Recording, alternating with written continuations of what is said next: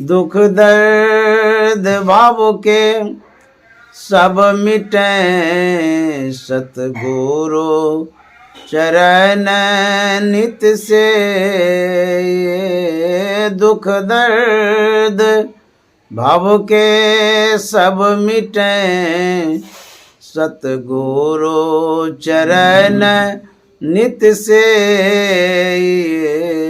गुरु भक्ति बिन कछु ना बने, मैं ही सकल संतन कही। गुरु भक्ति बिन कछु ना बने।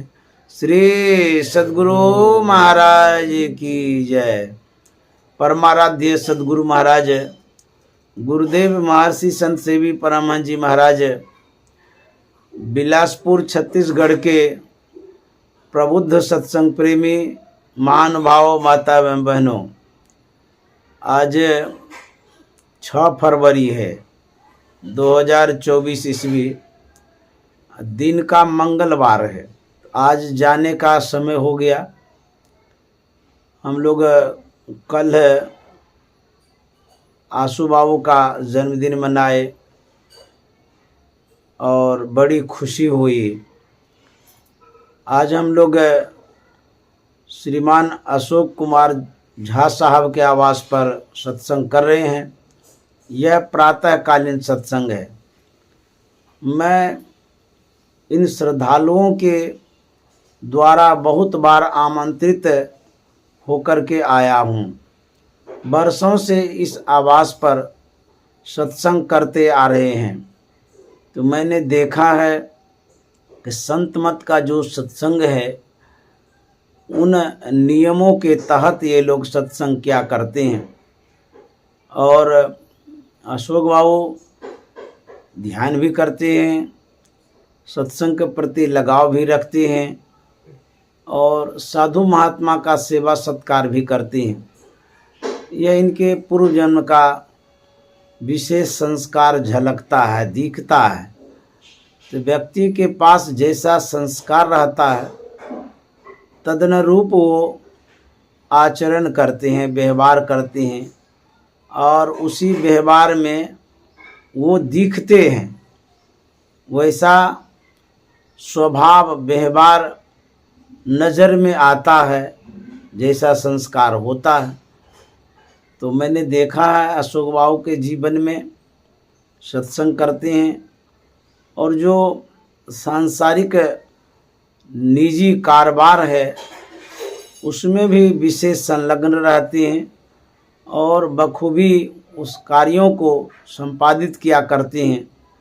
साथ ही परलोक बनाने के लिए सद्गुरु महाराज के आज्ञा अनुरूप सत्संग ध्यान भी करते हैं। और जो गुरु भक्ति नीलम दीदी हैं, उनके भी जीवन में साधना, सत्संग और साधु सेवा नज़र में आता है, दिखता है। तो मैं संतमत का एक छोटा सा सेवक हूँ, प्रचारक हूँ और साधारण साधु हूँ। लेकिन आपकी विशेषता है जो आप बहुत सम्मान दिया करते हैं। ये सब गुरु महाराज की कृपा है। मैं आप लोगों के सद्व्यवहार को नमन करता हूँ और साधुवाद भी देता हूँ।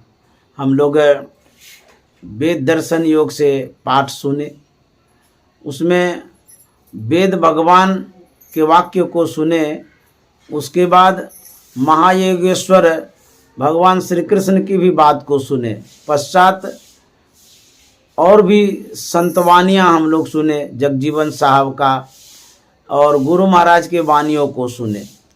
इस तरह से गुरु महाराज ने मेल मिलाप करके एक विषय पर वेद वाणी, उपनिषद वाणी, संत वाणी को मिला करके अंतिम में अपना विचार प्रकट किए हैं, अनुभव वाणी में कहे हैं।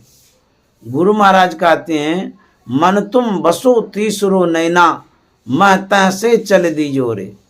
मन के विषय में गुरु महाराज कहते हैं कि तुम आज्ञा चक्र में चलो, आज्ञा चक्र में डेरा डालो और वहाँ जब जाओगे तो कहते हैं आज्ञा चक्र में जाने से ही सुख और शांति मिलती है। यह मन को जो आज्ञा चक्र में प्रतिष्ठित करेंगे, मन को जो केंद्रित करेंगे, इस विषय में भगवान श्री कृष्ण ने गीता में भी कहा है।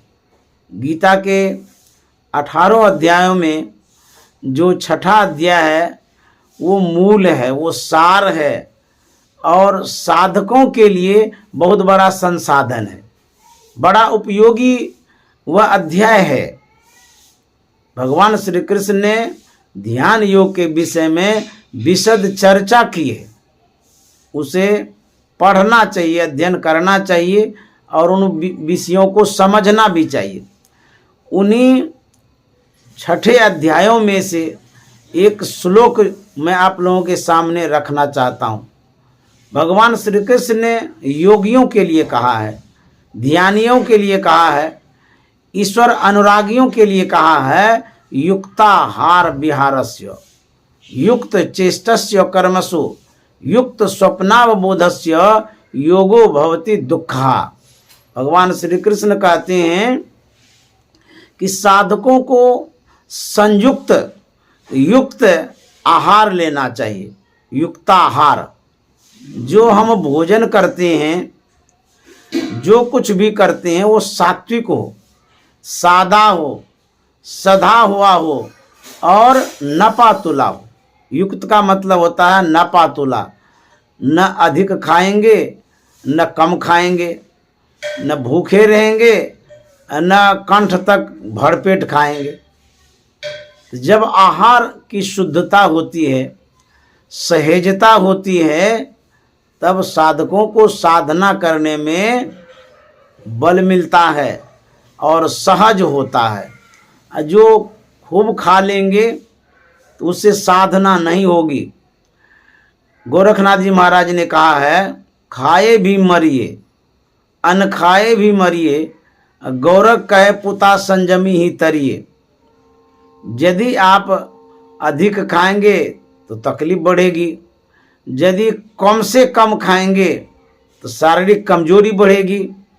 इसलिए कहा है कि गौरव कहे पुता संजमी ही तरिए। जो संयम रखते हैं, नपातुला भोजन करते हैं, सुपाच्य भोजन करते हैं, वैसे साधकों के लिए यह जो योग है, जो साधना है, जो ध्यान है, सहज होता है।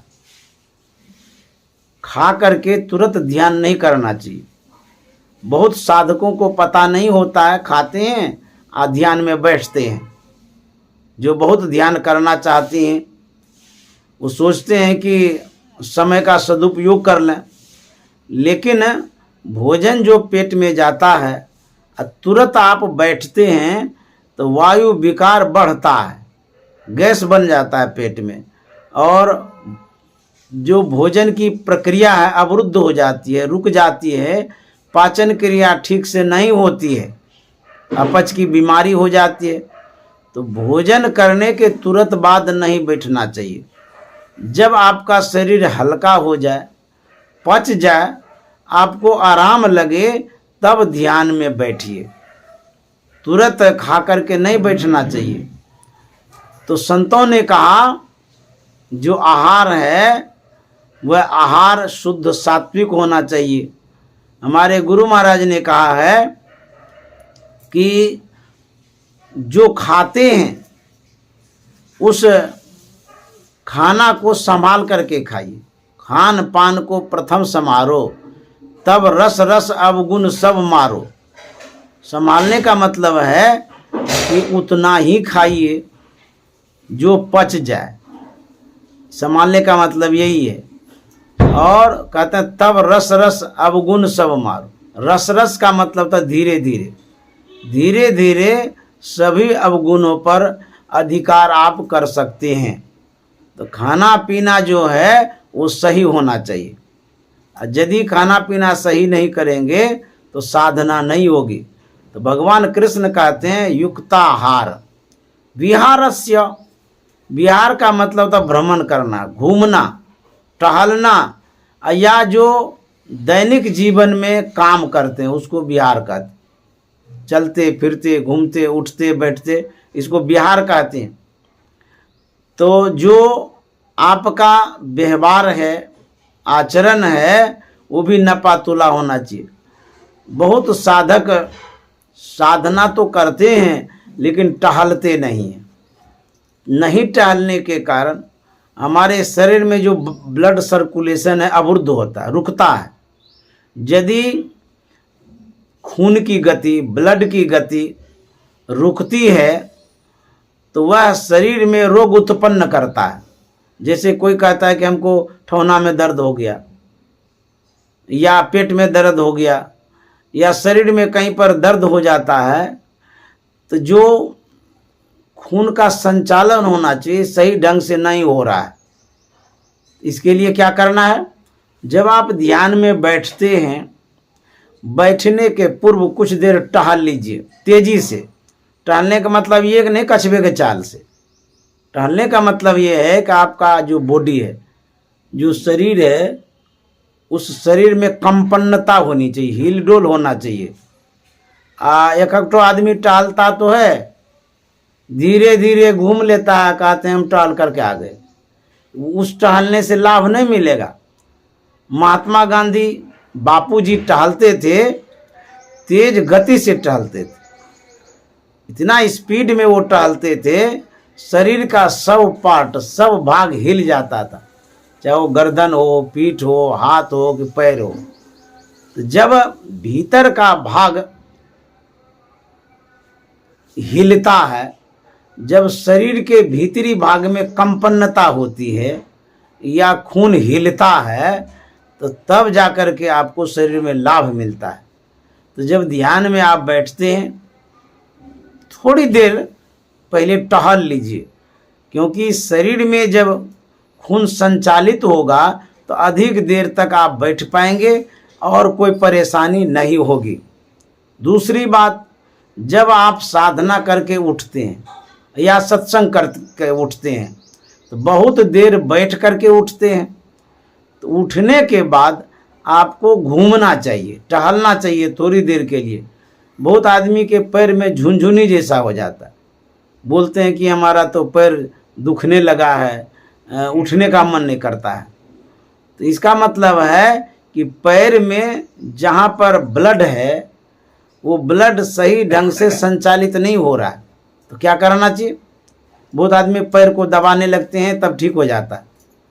आप ध्यान के बाद थोड़ा देर घूम लीजिए, 5 मिनट ही घूम लीजिए तेजी से, तो पूरे बॉडी में संचालन हो जाएगा, तो आपका बॉडी ठीक रहेगा। तो खाने के तुरंत बाद ध्यान नहीं करना चाहिए। ध्यान में बैठने के पहले थोड़ा टहलना चाहिए और ध्यान से उठने के बाद भी थोड़ा टहल लीजिए। इससे शरीर में आराम मिलेगा, अच्छा रहेगा, लाभ मिलेगा। लोग बहुत देर तक सत्संग में बैठे रहते हैं, तो बहुत देर तक बैठे रहने के कारण शरीर जो हिलता नहीं है, इसीलिए उससे भी बीमारी होती है। तब कितना बैठना चाहिए वो आपके ऊपर निर्भर करता है कि आपका शरीर कैसा है। यदि स्वस्थ शरीर है तो बहुत देर तक बैठेंगे भी तब भी कोई तकलीफ नहीं होगी। यदि अस्वस्थ शरीर है तो बहुत घंटों तक बैठना ठीक नहीं है।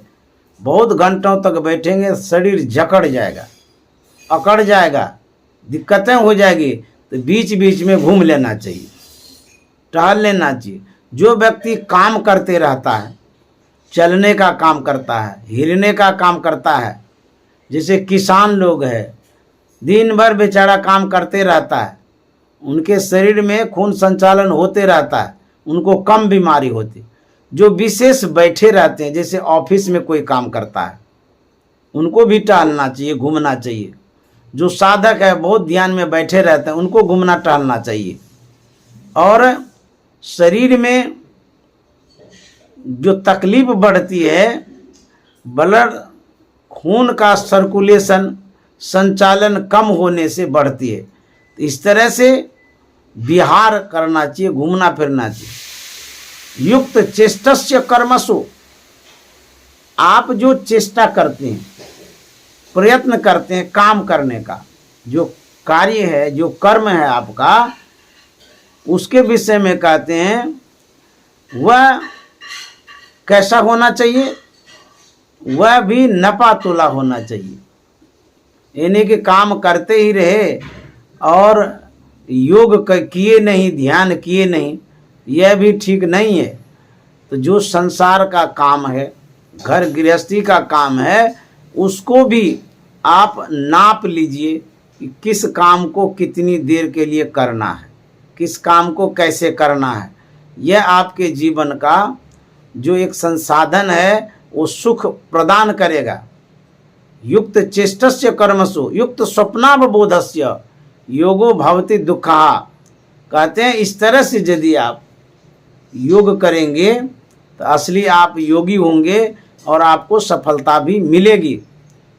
तो इस तरह से भगवान श्री कृष्ण ने योग के विषय में कहा है।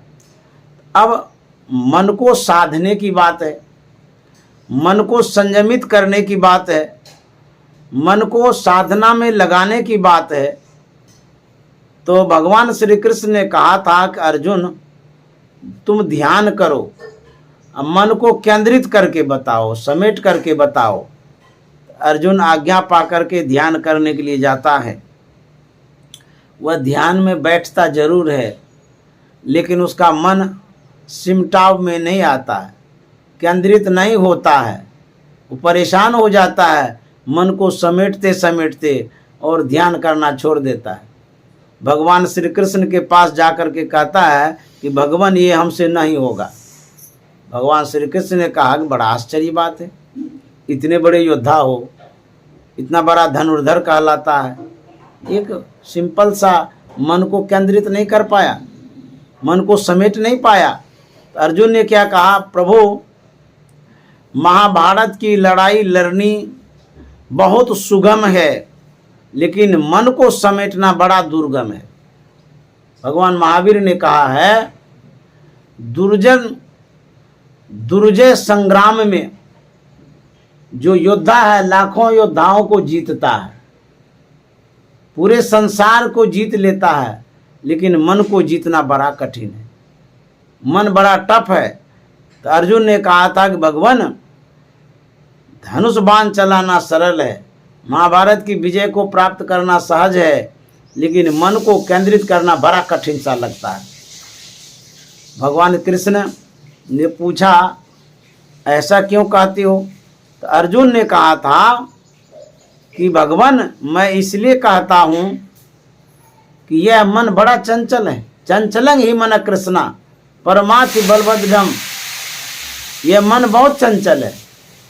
और कैसा है? कहता परमात्म बलभद्रम, परमथन करता है, मथ देता है, परेशान कर देता है। और बलभद्रम शक्ति भी है, ये साधारण मन नहीं है, कमजोर मन नहीं है, इनमें दृढ़ता भी है, मजबूती भी है, शक्ति भी है।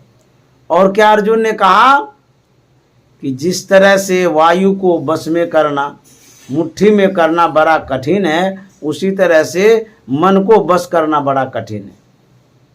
ये बहुत दिक्कत वाली बात है। तब भगवान श्री कृष्ण ने कहा था कि अर्जुन बात तो तुम सही कहते हो, लेकिन इस मन को बस में किया जा सकता है युक्ति के द्वारा, अभ्यास के द्वारा। भगवान श्री कृष्ण ने कहा है कि यह जो मन है चंचल है, अभ्यासेन तु वैराग्येन च गृह्यते। अभ्यास और वैराग्य के द्वारा इस मन को बस में किया जा सकता है। गुरु महाराज ने कहा है जह जह मन भग जाए ताई तय तय से तत्क्षण फेरी फेरी ले आए लगाइए ध्येय में आपन। गुरु महाराज कहते हैं जहाँ जहाँ मन भागता है तो कहाँ कहाँ भागता है। साधक जब ध्यान करने के लिए बैठता है तो उनको पता चलता है कि मन कहाँ जाता है। आंख बंद करती हैं, आंख बंद करने के बाद जिन ख्यालों में आप होते हैं, चाहे वो आपका कारोबार हो या फ्रेंड दोस्त मित्र की बात हो, जो आप काम करते हैं, जिस कार्य से आप संबंध रखते हैं, वहाँ वहाँ ख्याल जाता है। जैसे आंख बंद करते हैं तो मन में हो जाता है कि फलाने व्यक्ति को तो फ़ोन किए नहीं, तो उनका तो ट्रेन छूट जाएगा। तो तुरंत आंख खोल करके आप फ़ोन करते हैं, बताते हैं कि फलाने समय में आपका ट्रेन है, आप निकल जाइए घर से। बैठे थे ध्यान करने के लिए, देखिए मन कहाँ चला गया, काम में चला गया, कारोबार में चला गया, मित्र दोस्त के पास चला गया। तो गुरु महाराज कहते हैं जहाँ जहाँ मन जाता है तो वहाँ से लौटाइए, जहाँ जहाँ मन भग जाए ताई तय तय से तत्क्षण फेरी फेरी ले आए लगाइए ध्येय में अपन। कहते हैं इस मन को लौटाना पड़ता है, बार बार लौटाइए, ये मानता नहीं है। कबीर साहब ने कहा है यह मन जालिम जोरेरी बरजे नहीं माने, यह मन जालिम जोरेरी बरजे नहीं माने, बरजे नहीं माने, बरजे नहीं माने, बरजे नहीं माने, यह मन जालिम जोरेरी बरजे नहीं माने। कबीर साहब कहते हैं यह मन जालिम है। जालिम कहते हैं धोखेबाज आदमी को, बड़ा धोखा देता है, आपको ठगता रहता है लेकिन पता नहीं चलता है कि ठग रहा है। कहते हैं बरजय नहीं माने, बरजन मनाही करते हैं, इसको कहते हैं कि तुम मत जाओ वहाँ, जहाँ जाने से हमारी हानि होगी वहीं ये बार बार जाता है। देखिए कैसा बदमाश है, हमको लगाता ही नहीं कुछ, भाग जाता है, इतना मन बदमाश है। तो कहते हैं मन कितना चंचल है, कितना बदमाश है, कितनी गतियाँ इनमें। पलटू साहब ने कहा है मन नहीं पकड़ा जाए बहादुर जवान है, करत रहे खुरखुंद बड़ा शैतान है, ऐसा यार हरि बस इस हलक में, उड़ता कोस 50 पंख बिन पलक में। देखिए कितनी गति है। कहते हैं यह जो मन है एक क्षण में 50,000 कोस उड़ता है। ऐसा वायुयान अभी बना है, कोई यंत्र बना है इतनी गति वाला? नहीं बना है। कितनी गतियां इसमें है, कितना भागता है, इतना मन चंचल है।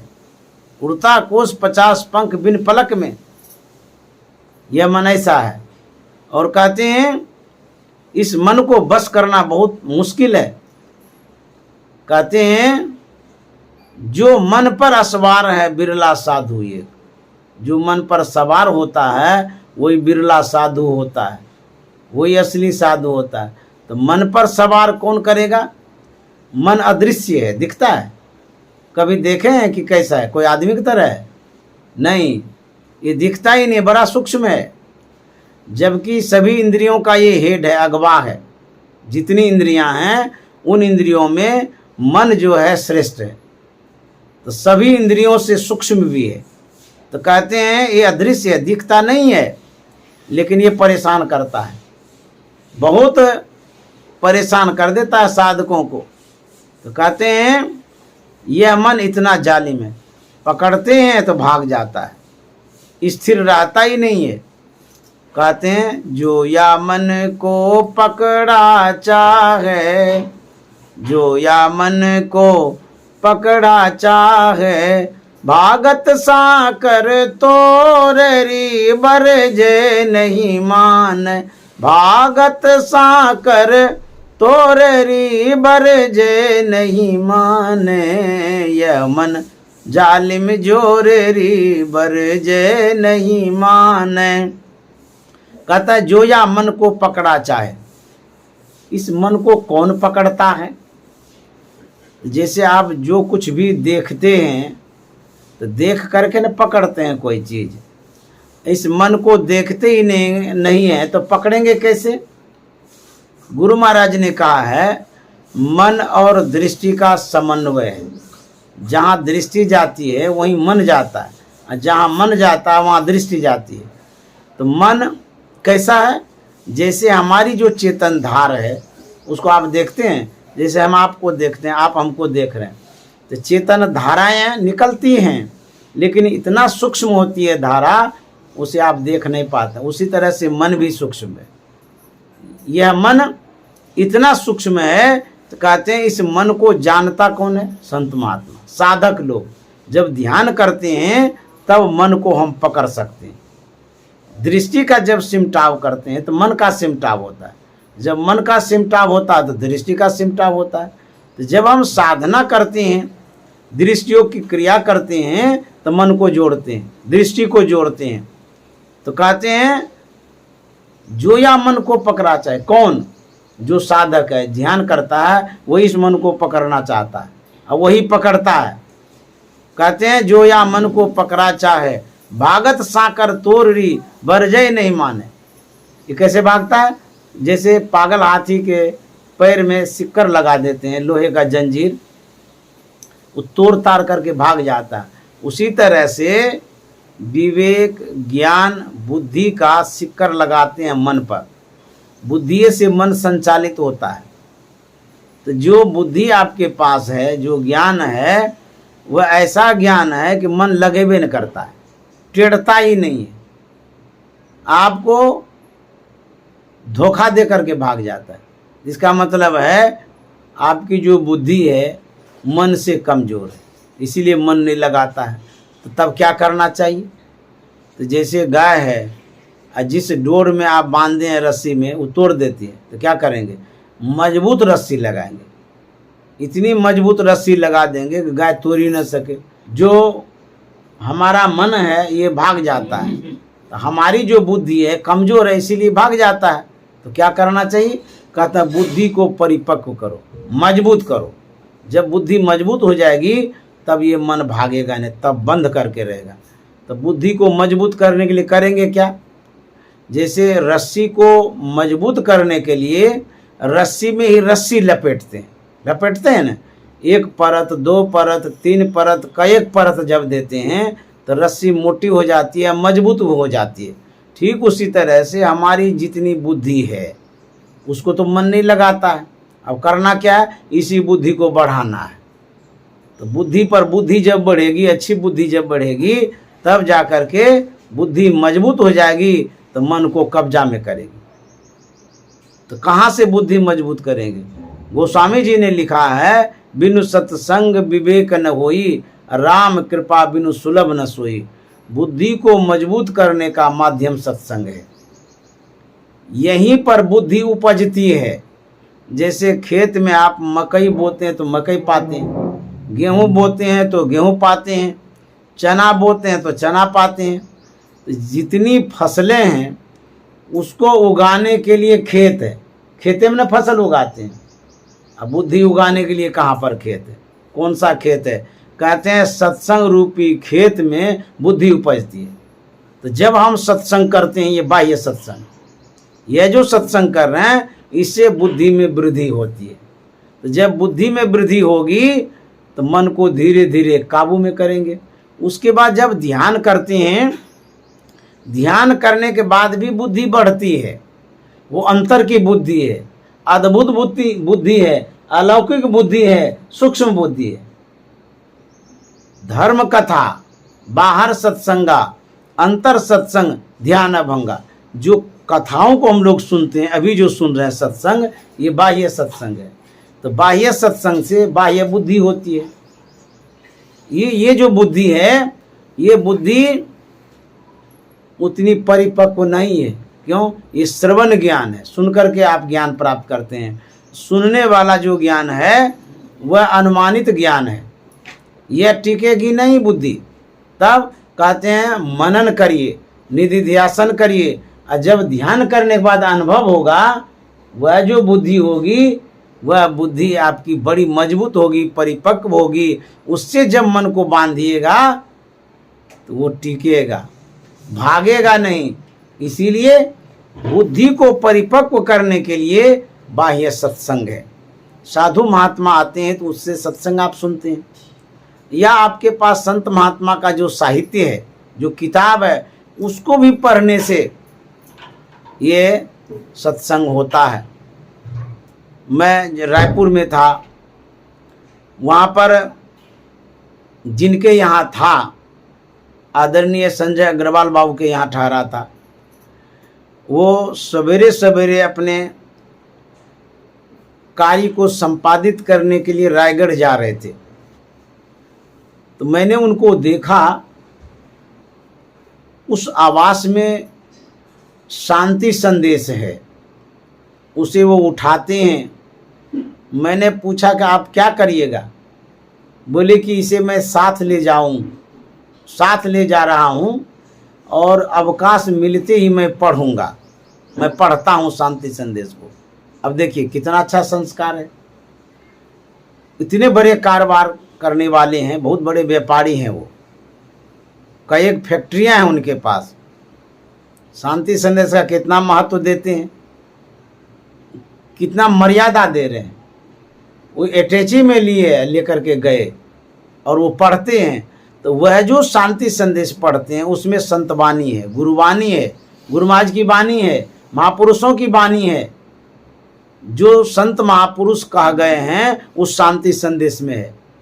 नामे है शांति संदेश। यदि जीवन में शांति चाहते हैं, सुख चाहते हैं, सुकून चाहते हैं, उसमें जो लिखित बातें हैं उनको ग्रहण करिए, पढ़िए। वह भी एक सत्संग है। तो साहित्य हो, लेकिन संत महापुरुषों के द्वारा कही हुई बातें जिन पुस्तकों में है वो साहित्य सबसे अच्छी होती है, वो किताब सबसे अच्छी होती है। तो कहते हैं यदि आप किताब पढ़ते हैं तो वो भी एक सत्संग है, क्योंकि उससे बुद्धि परिमार्जित होती है, परिशुद्ध होती है और प्रबला होती है, मजबूत होती है बुद्धि। तो एक साहित्य से आप बुद्धि को मजबूत कर सकते हैं। दूसरा, संत महात्मा जब आते हैं, महात्माओं के द्वारा जो कुछ आप सुनते हैं उससे भी बुद्धि मजबूत होती है। और तीसरी बात, जब आप ध्यान करते हैं, ध्यान के द्वारा भी आपको अंतर में ज्ञान होता है, वहाँ भी बुद्धि मजबूत होती है। योग हीनम कथम ज्ञानम मोक्ष दम भवति ध्रुवम योगोपि ज्ञान हनस्तु नक्षमो मोक्ष कर्मणि। जो मोक्ष चाहता है, मुक्ति चाहता है, शांति चाहता है, सुकून चाहता है जीवन में, उसके लिए कहा गया है कि योग करिए, उसके बाद ज्ञान की उपलब्धि करिए। योग हीनम, जो योग से हीन है, जो योग से दूर है, जो ध्यान नहीं करता है, उसको ज्ञान नहीं हो सकता है। और जो ज्ञान से दूर है उसके लिए योग जो है बड़ा कठिन है। तो ध्यान करने वाले को ज्ञान चाहिए और ज्ञान पाने वाले को योग चाहिए। एक दूसरे का समन्वय है, ये सहयोगी है। ध्यान करने से ज्ञान होगा, अंतर का ज्ञान, और जो ज्ञान आपके पास है, ज्ञान के द्वारा आप ध्यान कर सकते हैं। ये दोनों जरूरी है। इसलिए ज्ञान और ध्यान को जीवन में उतारना चाहिए।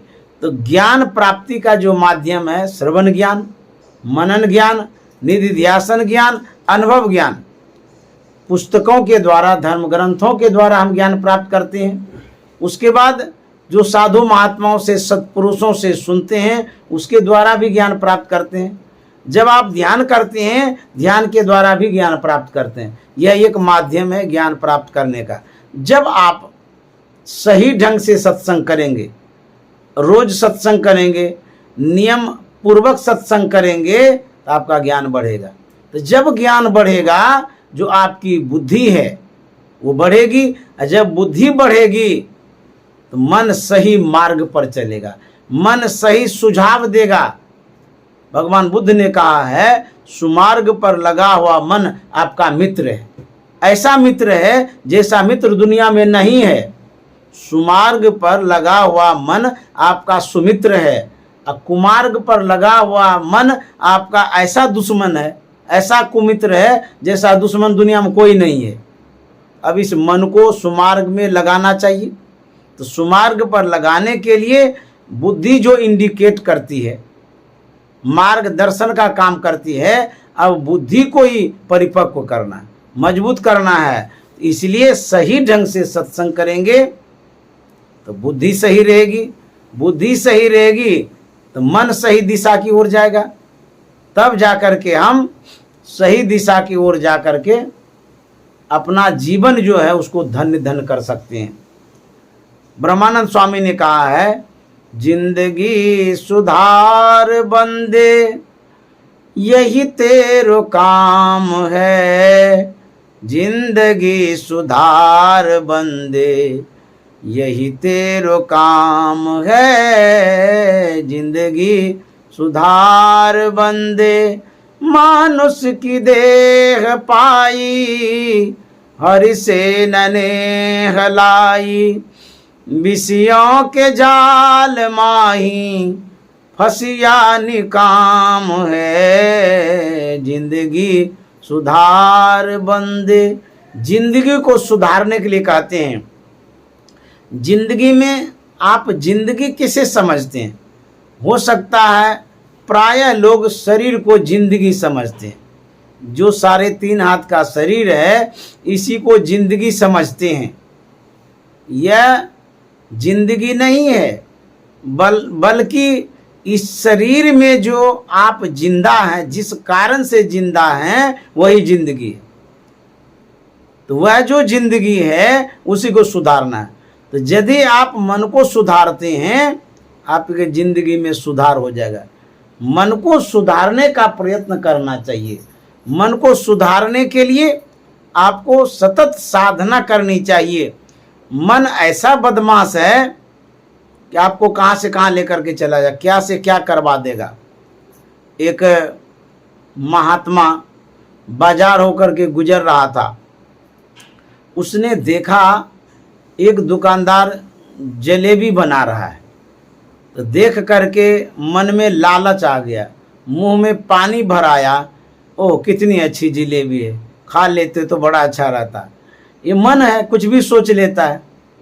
फिर सोचे नहीं, ये जलेबी खाना ठीक नहीं है, हम साधु महात्मा ऐसी जलेबी नहीं खाएंगे, कैसे बनाया नहीं बनाया है। फिर आगे वो बढ़ता है। जब आगे बढ़ा, एक जगह और जलेबी छन रही थी, बाजार होकर के जा रहा था ना, उनके मन में होता ले ये लेते हैं, बड़ी अच्छी जलेबी है, खाने का मन करता है। एक आदमी ऐसा होता है जो बार बार मन करता है, उसी के अनुरूप वो काम करने लग जाता है। सोचता है कि वो बार बार मन में होता रहता, करिए लेते हैं। लेकिन डिसीजन लेना चाहिए, निर्णय लेना चाहिए कि ये काम सही होगा कि नहीं होगा। मन के आवेग में आकर के जो आप कदम उठाते हैं, हो सकता गलत हो। संत महात्मा क्या कहते हैं, सावधान करते हैं, मन के मते न चालिए। क्यों? इसलिए कि मन के मते अनेक, ये बड़ा बदमाश है।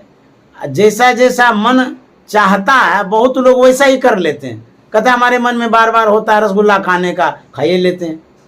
बार बार होता है अनावश्यक चीज लेने का, तो ले लेते हैं। कहते ये मन बहुत बदमाश है, इसके अनुसार मत चलो, मन के मते न चाली। क्यों? मन के मते अनेक, इसका विचार अलग अलग है और बदलते रहता है। ये बहुरूपिया है, ये मन बहुरूपिया है, बदलता रहता है। जो मन पर असवार है, बिरला साधु एक कमांड में रखिए मन को। सोच समझ करके डिसीजन लीजिए कि हमारा जो ये मन का रहा सही है कि नहीं है। बहुत लोग ऐसा भी होते हैं, जब मन निर्णय सही ढंग से नहीं ले पाता है, वो जरूर किसी न किसी वृद्ध जनों से सलाह लेता है, बुजुर्ग जनों से सलाह लेता है, शिक्षित लोगों से सलाह लेता है, ज्ञानी लोगों से विचार लेता है। ऐसा होता है ना, जो काम आप करने जा रहे हैं समझ में नहीं आता है तो थोड़ा विचार लेते हैं, देखें इनका क्या विचार है। बिना विचारे जो करे तो क्या होगा, सो पाछे पछता है, सो पाछे पछता है। काम बिगाड़े आपने, जग में हो हंसा, जग में हो हंसा, चित्त में चैन न पावे, कह गिरधर कबीरा करे जो बिना विचारे। हम लोग जब गांव देहात में जाते हैं तो गांव देहात के लोग कहते हैं यदि कोई नहीं मिले तो मोखा से कह दो। ये दरवाजा को मोखा हम लोग बोलते हैं कि कोई नहीं मिले तो उसको साक्षी मान करके कह दो। उसी तरह से जब आप कोई काम करते हैं, निर्णय नहीं ले पाते हैं सही ढंग से, तो किसी न किसी को पूछिए। जब आप पूछते हैं, परमात्मा तो सब में व्यापक है ना, कुछ न कुछ तो विचार रहबे करेगा। बहुत लोग क्या करते हैं, स्टूडेंट को प्राय मैं देखता हूँ, वो कागज में लिखता है, निर्णय लिख करके कैठो पुड़िया बनाता है, और खेल खेल में उस पुड़िया को फेंकता है, फिर उठाता है, और जो उठ जाता है उसी को सही मानता है। ये भी एक लोग सोचते हैं, ऐसा करते हैं। तो कहते हैं यह मन जो है ना बड़ा चंचल है, मन के अनुसार नहीं करना चाहिए। महात्मा खरीद लिया जिलेबी, गमछा में लिया, शहर से जाने लगा बाहर। उसके मन में हो रहा था कब एकांत मिली जो खा लें। क्योंकि शहर में तो भीड़ थी न, लोग ढेर थे, खाना नहीं चाहते थे। जाते जाते गाछ के नीचे गया, चट से गमछा खोल दिया, बोला, उसके बाद हाथ में लिया, पट से मुंह में देने जा रहा था। फिर सोचता, अरे रे रे, ये ठीक नहीं है, जिलेबी उलेबी खाना, ये ठीक नहीं हम कर रहे हैं। वो क्या करता है, हाथ में जो जिलेबी रखे थे सबको नीचे ज़मीन में छोड़ देता है, और छोड़ दिया, उसके बाद उसमें बालू मिला दिया, मिट्टी मिला दिया, फिर कोबा में लिया, फिर मुंह तक लाया और कहता, खाओ, तू खाना चाहता है ना, मन को कह रहा है खाओ ना, कैसे खाता है, अब कैसे खाएंगे, उसमें मिट्टी मिला दिया। अब देखिए, ऐसे भी विचित्र महात्मा होते हैं। तो मन को ऐसे समझाना पड़ता है। इस तरह से जब मन को आप समझाते हैं तो समझता है, अन्यथा मन जो जो चाहता है वैसा वैसा करते जाते हैं, तो कभी कभी मन गड्ढा में भी गिराता है, कहाँ ले जाएगा इसका कोई पता नहीं है। इसलिए मन पर विचार कर लीजिए। मन का तो विचार है कि ये करेंगे, फिर विचार कर लीजिए। विचार पर जब विचार करेंगे तब सही निर्णय आएगा, और नहीं तो एक एक विचार के वेग में आ गए, तरंग में आ गए, निर्णय ले लिए, कदम आगे किए, गड्ढे में गिरे, अब फिर कदम पीछे हो नहीं सकता। क्यों? इसलिए गड्ढा में गिर गए, कोई ऊपर करने वाला भी नहीं है। इसलिए कदम बढ़ाने के पहले 10 बार सोचिए। कदम मतलब जो काम आप करना चाहते हैं, कोई भी कदम हो। एक बानी है कबीर साहब की, बड़ी अच्छी बानी है। उन्होंने क्या कहा है, समुद्र लहर तो थोरिया, मन लहरे घनिया, केतिक आय समाई हैं, केतिक जाए बिसरा। समुद्र में लहरें उठती है ना, आप देखे होंगे कि हर वक्त लहर उठती है, बार बार उठती रहती है। उस लहरों में जो पड़ जाता, लहर मतलब तरंग, उस तरंगों में जो पड़ जाता है उसका क्या हाल होता है? कहता थपेड़ा खाता है, कितना तो डूब जाता है, कितना मर जाता है। तो कहते हैं उस समुद्र के लहरों के बीच में जो पड़ता है उसकी दुर्दशा हो जाती है, लेकिन मन रूपी समुद्र के लहर में जो पड़ जाता है उसका क्या होता है? तो कबीर साहब कहते हैं मन लहर घनिया। समुद्र लहर से विशेष लहर मन में होता है। लहर मन कामना, इच्छा, तरंग, वासना, जो चाहते हैं, इच्छाएं उत्पन्न होती रहती है, कुछ भी उठती रहती है इच्छाएं। बड़ा विचित्र मन है। जो आप जीवन में कभी काम नहीं किए हैं वो सब इच्छाएं उत्पन्न होती रहती है, ये लहर है। तो ये जो इच्छाएं उत्पन्न होती है उसमें विविध तरह की इच्छाएं होती है। जैसे आप प्रातः काल जब उठे उस समय से अभी तक वर्तमान तक में कितनी इच्छाएं उठी होगी। कभी कभी सोचते होंगे कि चले जाएंगे काम पर, वहाँ पर ये काम है तो वो काम है, उनसे बात करनी, यहाँ से पैसा लेना, वहाँ पैसा देना है, बैंक में जाएंगे, चेक भुजाएंगे, ये उठता है ना मन में। कभी कभी मन होता है कि शॉपिंग में चले जाएंगे, घूमने के लिए जाएंगे। कभी कभी मन में होता है कि नहीं आज जेबे नहीं करेंगे, आज बैठ कर के हलवा पूड़ी खाएंगे, होता है ना। तो सुबह से लेकर के शयन तक, शाम तक आपके मन में बातें उठती रहती है। कुछ अच्छी बातें, कुछ बुरी बातें ऐसी उठती रहती है। जो व्यक्ति बुद्धिहीन है, नासमझ जिसको कहते हैं, वो उन मन के उठे हुए बातों पर चल देता है। कोई चोर है तो चोरी करने चला जाता है, कोई शराबी है तो शराब पीने चला जाता है, कोई गाड़ीवान है तो गाड़ी चलाने जाता है, कोई विद्यार्थी है तो पढ़ने चला जाता है, कोई माताएं लोग हैं मन हुआ हलवा बनाने का तो बनाने चली जाती है, होता ना ऐसा। किसी के मन में होता हम साइकिल चलाने चले जाएंगे, किसी के मन में हम योगा करेंगे। तो मने में उठता है। अच्छी बात है, यदि आपका मन स्ट्रांग नहीं है उस बातों को मन दबा देता है। नहीं अभी क्या सत्संग करना है, कोई बात नहीं कर न लेंगे। अब देखिए अच्छी बात है, ये करना चाहिए, लेकिन कुसंस्कार जो है वो दबा देता, कहते नहीं अभी नहीं, छोड़ देते। कोई शुभ काम करना है, मन कहता कि नहीं अभी नहीं करेंगे, बाद में कर लेंगे। यह जो संस्कार है यह अच्छा और बुरा संस्कार होता है, मन में उठता रहता है ये सब। कहते हैं तुलसी पुरबिला पापते, हरि चर्चा न सुहाय, जैसे ज्वर के ताप से भोजन की रुचि जाए। तुलसीदास जी महाराज कहते हैं पूर्व जन्म का जो पाप है, उस पाप के कारण अच्छा काम नहीं कर पाते, अच्छा विचार प्रकट नहीं कर पाते हैं। हरि चर्चा न सुहाए, जो अच्छी चर्चा है, हरि चर्चा है, गुरु चर्चा है, उसमें मन नहीं लगता है। क्यों? मन में जो कूड़ा कचरा भर गया है, कुसंस्कार भर गया है, मैल भर गया है, इस कारण से अच्छा नहीं लगता है।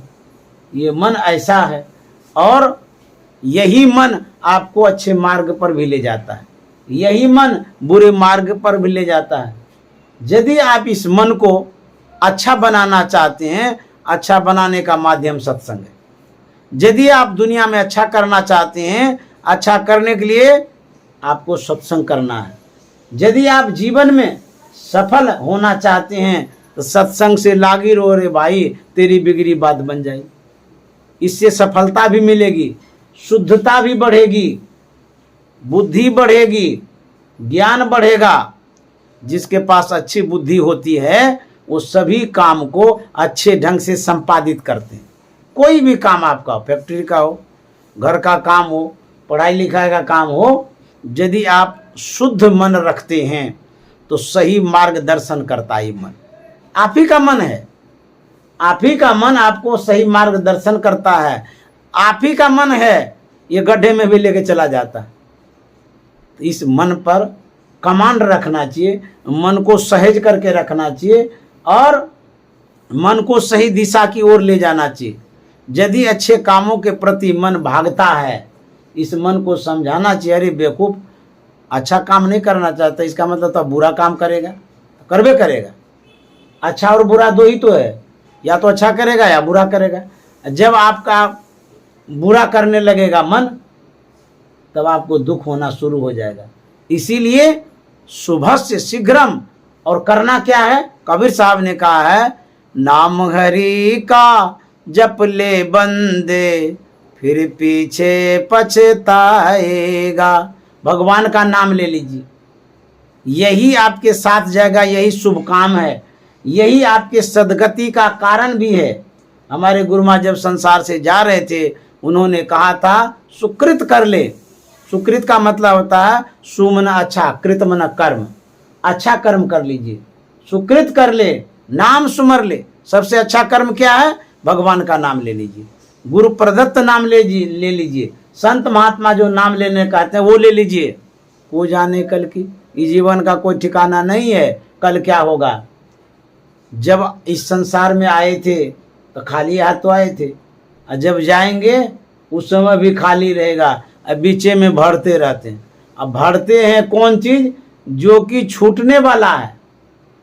कबीर जब हम पैदा हुए, जग हंसे हम रोए, ऐसी करनी कर चलो हम हंसे जग रोए। कबीर साहब कहते हैं ऐसा काम करके जाइए, मन में संतुष्टि हो, सुकून हो, सुख हो। वो साधना से होगा, सत्संग से होगा, शुभ कर्मों से होगा। अन्यथा खाना पीना सो जाना सब काम है पशु समाना जी। आहार निद्रा भय मैथुनंच सामान्य में तत् पशु भीर नरानाम, ज्ञानम नरानाम अधिकं विशेषो, ज्ञानेन हीना पशु भी समाना। जिस व्यक्ति के पास ज्ञान नहीं है, कहते हैं वो पशुवत है, उनका जीवन निरर्थक है। इसलिए संत महात्मा कहते हैं सत्संग करिए, ध्यान करिए, शुभ कर्मों को करिए।